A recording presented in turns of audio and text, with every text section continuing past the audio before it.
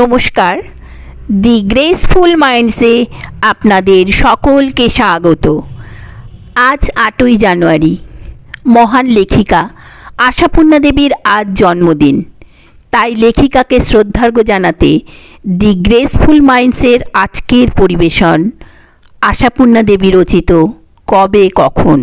গল্প পাঠে আমি স্বপ্না চ্যাটার্জি ও আমার কন্যা সুলগ্না চ্যাটার্জি। শুরু করছি আমাদের আজকের নিবেদন কবে কখন। দেশের যত বিদ্বান পণ্ডিত চিন্তাশীল ব্যক্তিদের মাথা বুদ্ধি নানান দিকে খাটে, কাজে তাদের বুদ্ধি বিবেচনার ফসল দেশের অন্য সব লোকদের কাছে এসে পৌঁছতে বেশ কিছু দেরি হয়ে যায়। অথচ সাধারণরা তো অপেক্ষা করে থাকে ওরা কখন কি নির্দেশ দেন। কাজেই দেশের অনেক কিছু কাজই যখন ঘটিয়ে তোলা হয় তখন বেশ জোর গলায় বলা হয় এই কাজ আরও অনেক আগেই করা উচিত ছিল, কিন্তু তাতে কি, না করার থেকে দেরিতে করাই ভালো। বেলডাঙ্গার গোপবন্ধু পালের ব্যাপারেও সেই ব্যাপার ঘটল। যখন দেশের যত বিদ্বান পণ্ডিত, শিল্পী, সাহিত্যিক, চিন্তাবিদ, বুদ্ধিজীবীদের খেয়াল হলো শিল্পী গোপবন্ধু পালকে স্বীকৃতি দেওয়া উচিত, তখন গোপবন্ধু আসিতে পা ঠেকিয়েছে। খবরটা জেনে উদ্যোক্তরা হাতে চাঁদ পেলেন। এই তো এমন সুবর্ণ সুযোগ কি সহজে মেলে। হঠাৎ যদি দেশবাসীর খেয়াল চাপে অমুক গুণী ব্যক্তিকে সম্বর্ধনা দেওয়া হোক, তখন সেই সম্বর্ধনা সভায় পটভূমিকা জন্মদিন হলেই সৌষ্ঠব সম্পন্ন হয়। কাজেই কাল বিলম্ব না করে 1-8 বছর কমিয়ে বাড়িয়ে তাকে একটা বিশেষ জন্মদিন দেওয়া হয়। সেই হিসেবে গোপবন্ধু অনুষ্ঠানকারীদের বেশ বন্ধুর কাজই করেছেন। ঠিক ওদের টনক নড়ার সময়ই আসিতে এসে বসে আছেন। অতএব হৈ হৈ করে কাজে নেমে পড়েছে গোপবন্ধুর গুণগ্রাহীর দল। গোপবন্ধু বেলডাঙ্গার দীনবন্ধু পালের ছোট ছেলে। দীনবন্ধু পাল এই অঞ্চলে প্রতিমা গড়ার জন্য বিখ্যাত ছিল। দীনবন্ধুর বড় মেজ 2 ছেলে প্রাণবন্ধু আর জীবনবন্ধু বাপের মতো অমন হাত না পেলেও বাপের নামের খ্যাতিটা নষ্ট করেনি। দীনবন্ধু মরার পর নামকরা ঘরের প্রতিমার বায়না তাদের ঘরেই এসেছে। প্রতিমা ছাড়া পুতুলও গড়ত তারা।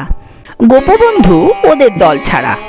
গোপবন্ধু ছেলেবেলা থেকেই কেমন উদমনা, অন্যমনস্ক, আবার এক বজ্ঞা। যে বয়সে প্রাণবন্ধু আর জীবনবন্ধু বাপের কাজে সাহায্য করেছে, গোপবন্ধু সে বয়সে বাপের কাজে বিঘ্নই ঘটিয়েছে। প্রতিমার জন্যে নিখুঁত করে ছেনে তৈরি করা মাটি ভিজে ন্যাকড়া চাপা দিয়ে ঢেকে রেখেছে দীনবন্ধু। গোপবন্ধু তাতে খাবল বসিয়ে বেশ খানিকটা নিয়ে উধাও হয়ে গেছে। বাপ রাত্রিরে মাটির খুলিতে রং গুলে গুছিয়ে রেখে গেছে ভোর থেকে কাজ করবে বলে। এসে দেখে খুলি সমেত রং হাওয়া। ছোট ছেলে কোলের ছেলে, তবুও দীনবন্ধু ছেলেকে গালমন্দ করে ভূত ভাগিয়েছে। মারধরও করতে ছাড়েনি, কিন্তু ছেলেকে শোধরাতে পারেনি। ওগুলো নিয়ে যে ও কোথায় যায়, কি করে, ভগবানই জানেন। কথা আদায় করা যেত না ওর কাছ থেকে। গোপবন্ধুর মা বলতো, ইহ পৃথিবীতে সবাই কি ন্যায্য সময় বিচক্ষণ হয়? ডাগর হলেই শুধরে যাবে।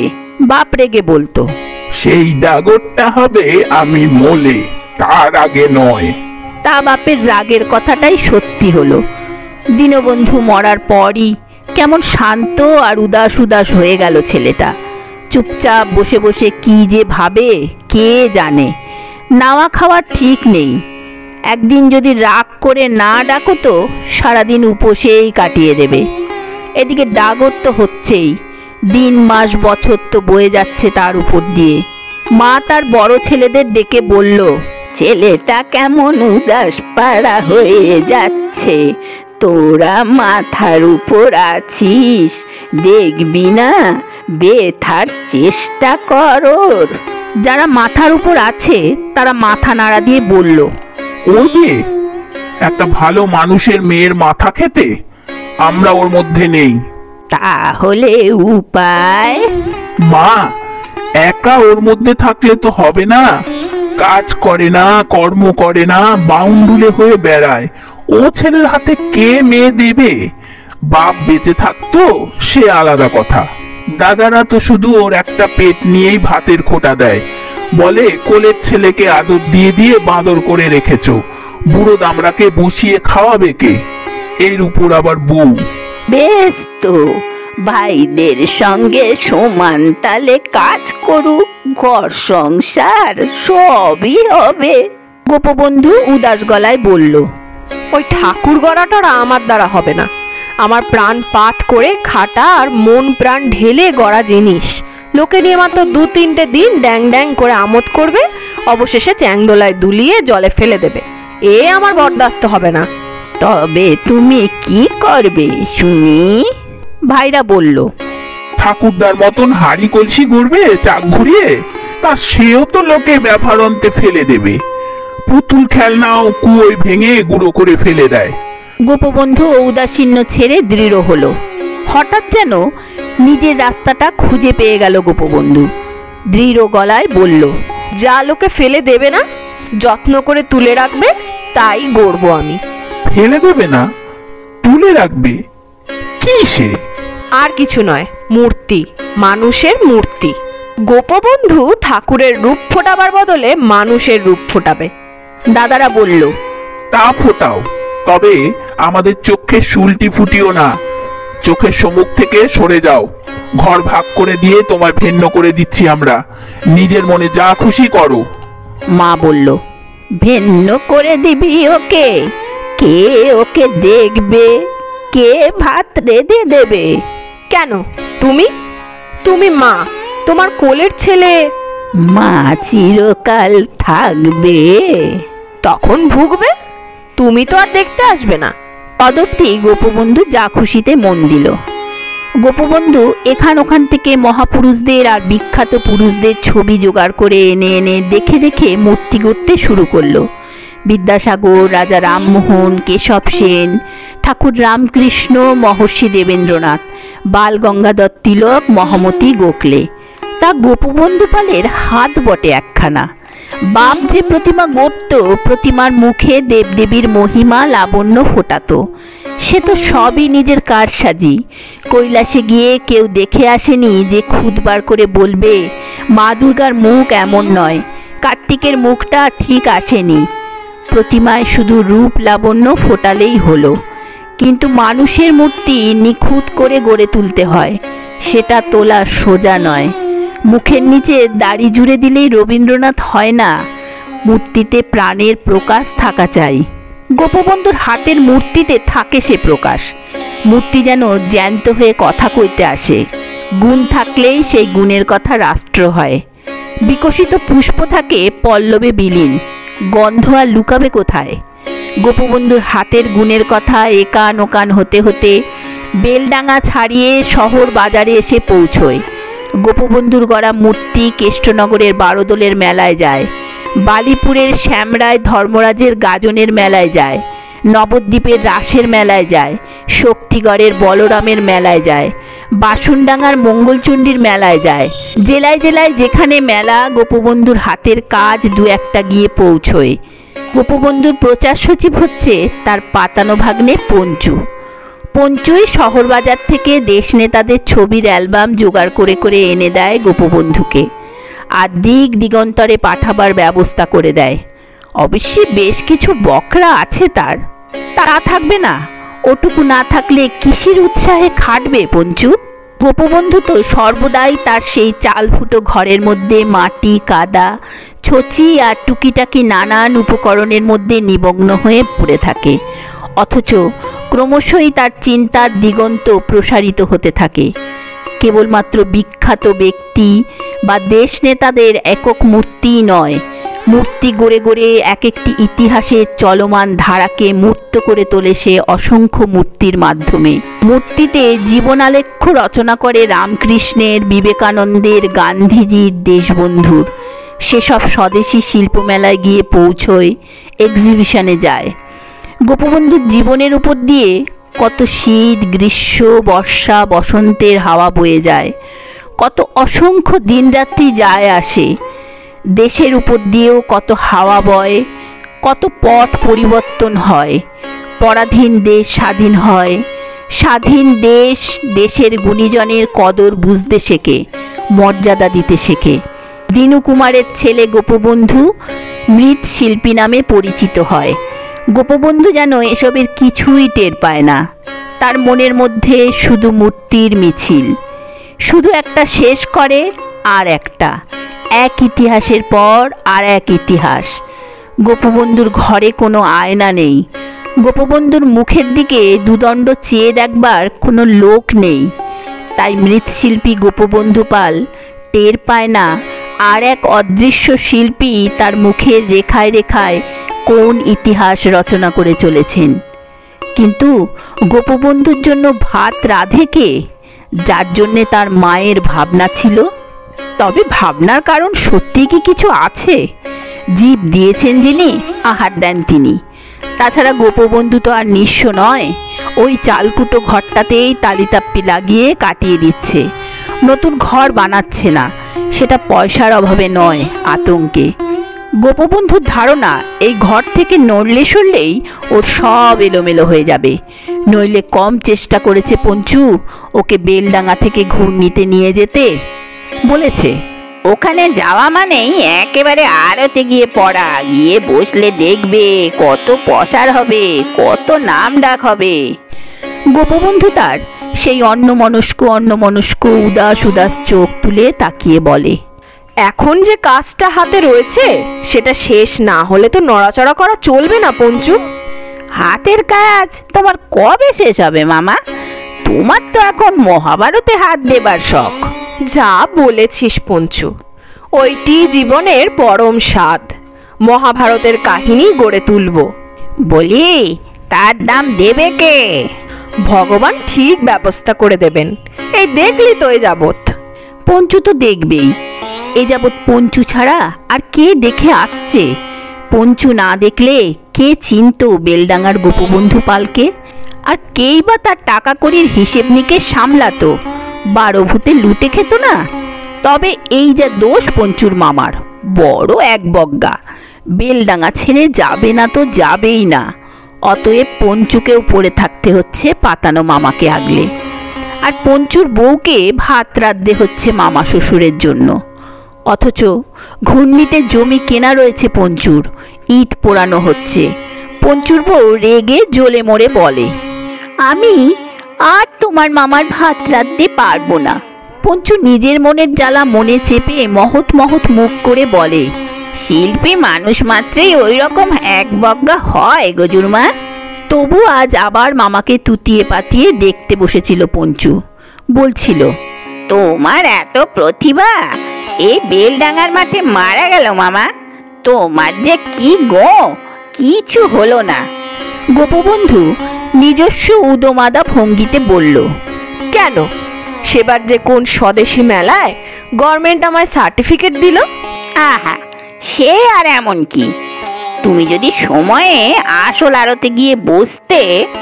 গোপবন্ধু জীবনে কখনো ভালো ভালো কথা শেখেনি, তাই বড় গলায় বলে উঠতে পারল না, অধিক পেয়ে আমার কি হবে পঞ্চু? যা আমায় অমৃত দেবে না, তাতে আমার লাভ কি? গোপবন্ধু একটা সদ্য গড়া মুখ ঘুরিয়ে ঘুরিয়ে দেখতে দেখতে অন্যমনা গলায় বলল, মহাভারতের কাহিনীটা শেষ করে ফেলতে পারলেই ব্যাস, তোর সব পরামর্শ শুনবো। এখন এ ঘর থেকে নড়া চলবে না। সে কাহিনী তো তুমি এখনো আরম্ভই করনি। করব, এই অর্ডারটা শেষ হলেই করব। তারপর মুখটা হাত থেকে নামিয়ে রেখে নড়ে চড়ে বসে উৎসাহের গলায় বলে, এরপর আর তোর কোনো অর্ডার ফর্ডারে হাত দিচ্ছি নে পঞ্চু। সব গুছিয়ে নিয়ে বসে ওই কাজে হাত। আরম্ভটা করব ভাবছি একেবারে দ্রৌপদীর স্বয়ম্বর সভা থেকে।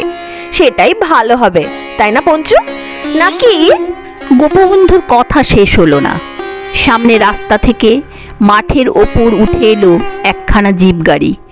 গোপবন্ধু চোখের উপর হাত চাপা দিয়ে আলো আড়াল করে বলল, গাড়িখানা সড়ক ছেড়ে মাঠের ওপর উঠে এলো কেন রে পঞ্চু? মালুম পাচ্ছি নে মামা। তবে মালুম পেতে দেরি হলো না। জিপ থেকে যারা নামলো তারা গোপবন্ধুর দরজাতেই এসে দাঁড়ালো। একটি চোঙা প্যান্ট ছেলে গলা বাড়িয়ে বলল, এইটাই কি শিল্পী গোপবন্ধু পাল মহাশয়ের বাড়ি? ওই চোঙা প্যান্টটি বলিয়ে কইয়ে আর সবাই নয়, বাকি 3-4 জন ঘরের মধ্যে ঢুকে শুধু শিল্পীর হাতের কাজ দেখতে শুরু করে দিয়েছে। এটাই আপনার স্টুডিও? কি বলছেন বাবু? আর একজন আসতে বলল, এই স্টুডিও কি? স্টুডিও তো ছবি আঁকার। যাকগে বাবা, চেপে যা। তারপর তাদের অভিযানের কারণ ব্যক্ত করলো। কলকাতা থেকে এসেছে তারা। পশ্চিমবঙ্গের প্রতিভাধর শিল্পী গোপবন্ধু পালকে একটি সম্বর্ধনা দেবার আয়োজন হয়েছে। এসেছে শিল্পীকে সেই বার্তাটি দিতে। গোপবন্ধুকে তার এই কাজের সূত্রে অনেক লোকের সংস্পর্শে আসতে হয়, তাই বর্তমান জগতের অনেক কথাই সে শিখেছে আজকাল। তাই বলল, না বাবু না, ওসব সভায় টবায় গিয়ে বসে মালা টালা গলায় দেওয়া ওসব আমার মতো লোকদের সাজে না। ওসব নেতাদের মানায়, কেষ্টবিষ্ট মানুষদের মানায়, আমায় কেন? আপনি বড় শিল্পী বলে? গোপবন্ধু এর আগে মৃৎশিল্পী নামে ভূষিত হয়েছে, মানেটা জিজ্ঞেস করে জেনেও নিয়েছিল। স্বদেশী শিল্পমেলায় সরকারি সার্টিফিকেটও পেয়েছে। গোপবন্ধুর গড়া মূর্তি মোটা দামে বিক্রি হয়ে ভারত ছাড়াও হয়ে গেছে, আমেরিকান সাহেবরা কিনে নিয়ে গেছে। তবু এই সভাটবা গোপবন্ধুকে আতঙ্ক ধরিয়ে দেয়। কিন্তু দিলে আর কি হবে? যারা এতদিনে ত্রুটি পূরণ করতে নেমেছে, এই অবহেলিত মহান শিল্পীকে স্বীকৃতি দেবে বলে সংকল্পে দৃঢ় হয়েছে, তারা ছাড়বে? দেশের যত সব জ্ঞানীগুণী শিল্পী, সাহিত্যিক, চিন্তাবিদ, বুদ্ধিজীবী সকলের স্বাক্ষর সম্বলিত প্রোগ্রাম দেখায় তারা। এরা সবাই এই সম্বর্ধনা সভার পৃষ্ঠপোষক। গোপবন্ধু অবাক হয়ে জিজ্ঞেস করে, এরা সব আমার নাম জানেন? ওরা বলে, জানবেন না? বলেন কি, আপনার নাম এই বাংলাদেশের কোন সুধীজন না জানেন? অতএব আর কথা নয়। গোপবন্ধু যেন আগামী রবিবার বিকেল 3টের সময় একটু ফর্সা জামাকাপড় পরে তৈরি হয়ে থাকেন। ব্যাপারটা হবে কোথায়? কোথায় আর? অগতির গতি অনাথের প্রতি স্কুল বাড়িতে, বেলডাঙ্গা হাই স্কুলে। একটা ছেলে বলে উঠল, আপনি এখনো কাজ করেন? কাজ করব না? বলেন কি বাবু, এখনো কত কাজ বাকি। সামনের মাস থেকে মহাভারতের কাহিনী গেঁথে তোলার কাজে হাত দেব। ওরা চলে গেলে গোপবন্ধু বলে, আচ্ছা পঞ্চু, ওদের এসব রেলা করার স্বাদ কেন বলতো? পঞ্চু উদ্দীপ্ত কণ্ঠে বলে ওঠে, রেলা কি মামা? এটা তো দেশের কর্তব্য, উচিত কর্তব্য। আরও অনেক আগেই করা উচিত ছিল। অনেকদিন আগের পুরো কর্তব্যকে হাতে তুলে নিয়ে পালন করতে আসেন অনেকে। ফর্সা ফর্সা জামা পরা ভালো ভালো বাবু, স্বয়ং শিল্পমন্ত্রী আসেন সভাপতি হয়ে, প্রধান অতিথি হয়ে একজন নামকরা অধ্যাপক। এরা গোপবন্ধুকে গাড়িতে তুলে স্কুল বাড়িতে নিয়ে যান, যেটা নাকি গোপবন্ধুর বাড়ি থেকে 1 ঢিলের পথ। গোপবন্ধু ভাবে, পাগল নাকি এনারা? গোপবন্ধু গিয়ে দেখে সেখানে লোকে লোকারণ্য, ভিড়ে ভিড়াক্কার। মাইকের তারস্বরে ঘোষণা হচ্ছে, মহান শিল্পী শ্রী গোপবন্ধু পাল মহাশয় এইমাত্র সভায় এসে পৌঁছলেন, এইবার আমাদের সভা আরম্ভ হবে। তারপর গোপবন্ধুকে বিয়ের বরের মতো সভার মাঝখানে স্থাপনা করে চলতে লাগলো সভার কাজ। প্রথমে গান গাইল একটি ছোট্ট মেয়ে, তারপর আরও ছোট্ট ফুটফুটে একটি মেয়ে গোপবন্ধুকে মালা পরিয়ে দিল, চন্দনের টিপ দিল এবং সভাপতি একে একে সামনে রাখা 80টি মোমবাতিতে অগ্নিসংযোগ করে গোপবন্ধুর শতায়ু কামনা করলেন। অতঃপর একে একে ভাষণ দিতে উঠলেন প্রধান অতিথি এবং অন্যান্য অতিথিরা। সকলেই এই অসতিপর বৃদ্ধির অনলস কর্মনিষ্ঠার জয় জয়কার করে তার অবদান যে পশ্চিমবঙ্গের মৃৎশিল্পকে নতুন দিগন্তের দ্বার খুলে দিয়েছে এটি ঘোষণা করে শিল্পীর প্রতি ঋণ শোধ করে নিলেন। আরও ভাষণ হলো, আরও গান হলো, আরও মালা পড়ল। শিল্পীকে মানপত্র ও গরদের চাদর দেওয়া হলো। সর্বশেষে আবার তাকে তার মানপত্র ও মালপত্র সমেত গাড়ি করে বাড়িতে পৌঁছে দিয়ে উদ্যোক্তারা বিদায় নিলেন। পঞ্চু বিগলিত কণ্ঠে বলল, দেখলে তো মামা, আমি বলিনি দেশ একদিন তোমার দাম বুঝবে। গোপবন্ধু বলল, একটু জল দে দেখি, এতক্ষণে রেলায় পিপাসা পেয়ে গেছে। মামা, ওখানে ভালো শুনতে পাওনি, মানপত্রটা তোমায় পড়ে শোনাই, শোনো দেখো কি লিখেছে। গোপবন্ধু ক্লান্ত স্বরে বলে, থাক, রেখে দে, ওসব গ্যাজ গ্যাজানি আবার কতবার শুনবো। ভাবছি মহাভারতে আর হাত দেওয়া হলো না বোধহয়। ভারী একটা নিঃশ্বাস পড়ল গোপবন্ধুর। ভয়ানক একটা হতাশায় মনটা ভেঙে পড়েছে গোপবন্ধু পালের।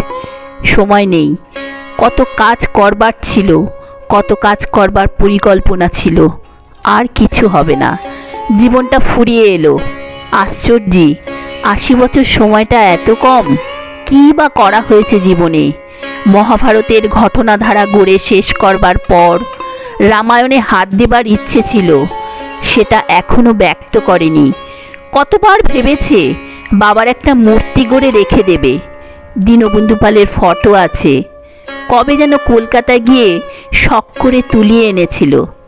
পঞ্চুর মেয়েটা বলেছিল, দাদামশাই, আমাকে একজোড়া রাধাকৃষ্ণ গড়ে দেবে? শ্বশুর বাড়িতে নিয়ে গিয়ে বড় মুখ করে দেখাবো। তা সেই বেচারির মুখটা বোধহয় আর বড় করা হলো না। সময় ফুরিয়ে আসার নোটিশ এসেছে, কিন্তু কখন ফুরলো? মামা, তোমার কি শরীর খারাপ করছে? পঞ্চুস্বর উদ্বিগ্ন।